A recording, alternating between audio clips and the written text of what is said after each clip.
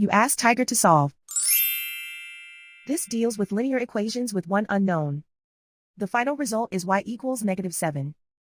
Let's solve it step by step. Group all constants on the right side of the equation. Add 2 to both sides.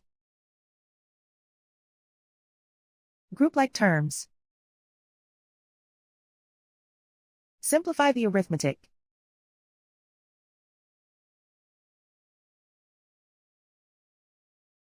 Convert the y into a positive number.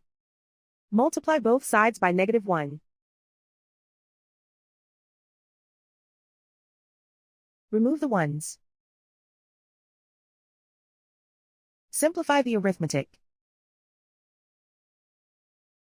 And so the final result is y equals -7.